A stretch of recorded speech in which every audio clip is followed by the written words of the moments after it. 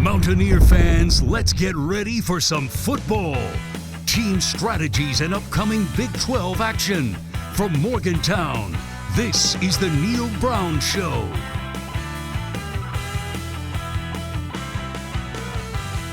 Time for a new episode of the Neal Brown Show. Nick Farrell here, filling in for Tony Caridi alongside the coach of the Mountaineers, Neal Brown. It's time for the Encova Insurance Coach's Corner. Encova Insurance encircling you with coverage. Coach, you've talked about being intentional about enjoying this final week of the regular season. Why?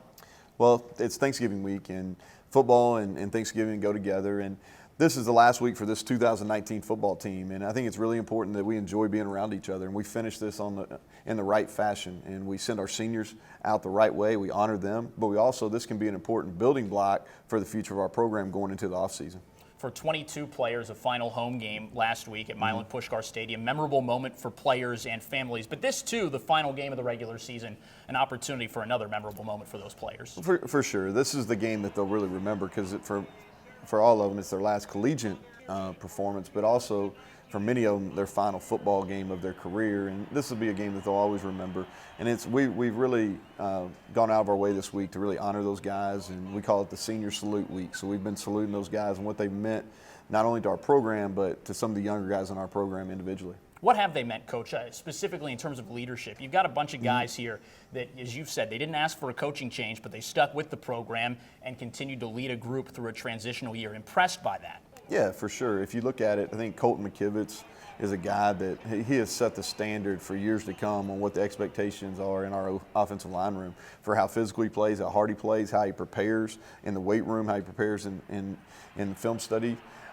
He's an example. There's examples of these all over. There's Kelby Wickline also on the offensive line. He kind of waited his turn, but as a fifth-year senior has now started every game. You click it over to defense. You've got a guy named like Reuben Jones who's came in and just really with the effort, how he goes about his daily ritual as far as practice and watching film and all those things. He really set the standard for these younger guys in our program. Josh Norwood, how physical he plays. And I could go almost to a man of what their contributions have been and how unfortunately they didn't experience the success this year that they would have liked. All right, their contributions will be felt as we move forward to building a championship program. Now, you mentioned this as a building block week for some of the younger guys in particular.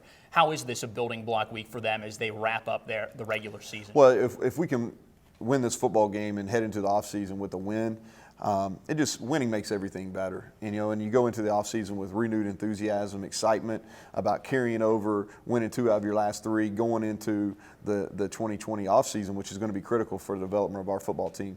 Let's talk about some individuals, highlighting one player in particular, an outgoing senior in Rex Sunahara, a guy that you've said has really come a long way, not just as a long snapper and being consistent, but getting involved in coverage on special teams. How has he accomplished that? Well, Rex is another guy that really going back to January, I think he just made a conscious decision that he was going to change how he went about his business as a football player, and he's changed his body. I think his commitment to football and long snapping has changed drastically, and his product that he's put on the field, his ability to long snap and then cover has really set him apart from almost every other long snapper in the country, and he's going to have a chance to do this now professionally. He's going to have opportunities, and he's got an invite to a postseason All-Star game, and then I think he'll get into a camp. I had a fun moment with Rex during the team's weekly media session. Kind of surprised by how many cameras were in front of his face, but that's because NFL prospect being tossed around in front of his name. So is it the work ethic or the skill set or a combination of both that sets him apart in that regard? Well, he's got a skill set. He can run. He's extremely long. He's bigger than most long snappers. He's shown the ability to cover, which is something that's really critical. I think it's something that scouts find that differentiates him from some of the other long snappers in the country. So he's really been productive this year. He's done a nice job. His times are really good.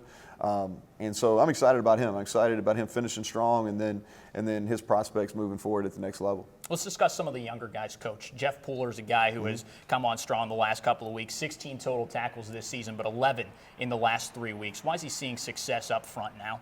Well, he's playing more snaps now, and He's playing more on the edge, where early in the year he was kind of playing in an inside technique. He's playing more on the edge.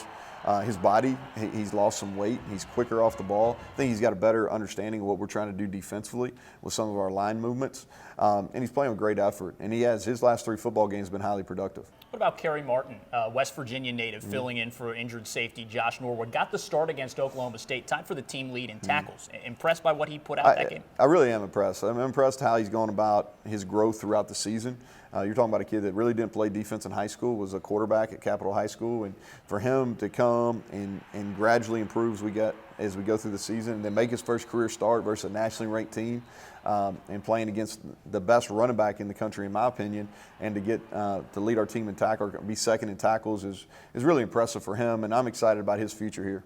What about on the offensive side, Coach? Jarrett Deggy, 2 starts and a quarter plus against Texas Tech. Your evaluation of his play in those appearances? I think he's handled himself well. I think there's still improvements to be made, but if you look at him, I think he was 28 of 38 in the game on Saturday with 4 drops. So he's been efficient. He's been accurate with the football. He's been able to move and extend plays. So I've been pleased with him. I think he can take his game to another level, but I think the future's bright for him.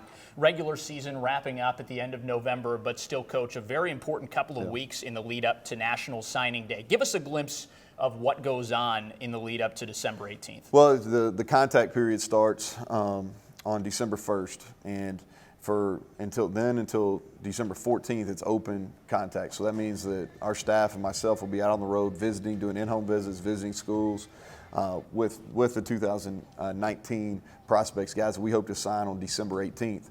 And so it's going to be fast and furious, and we're looking to close really well. We've got a number of prospects that are going to be on visits the first 2 weekends in December, and those are going to be critical to what our signing day or what our signing class looks like on December 18th. We plan to bring you complete coverage of National Signing Day during our Signing Day special that is coming up on December 18th. Check your local listings for more details on that. For now, Coach, we appreciate your time. Yeah, thanks, Nate.